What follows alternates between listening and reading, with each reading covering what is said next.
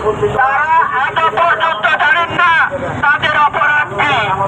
আমি বলবো বিনা কারণে কিংবা কোনো মালিক পরিকল্পিত ভাবে যদি কাউকে ঠাকাই করে সেটা বরদাস্ত করা যাবে না।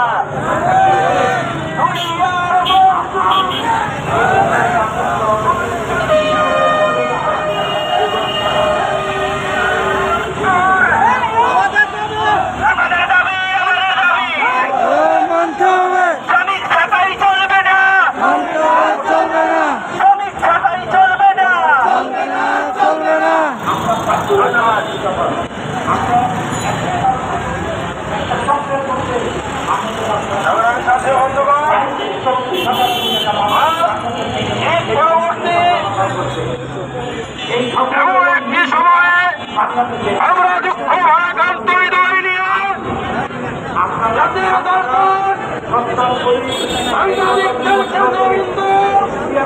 জাতীয় প্রস্তাবের সামনে অবস্থান করতে বাধ্য হয়েছি।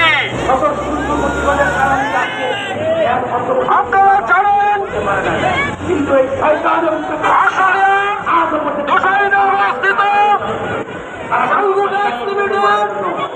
ইতিমধ্যে 111 জন শ্রমিক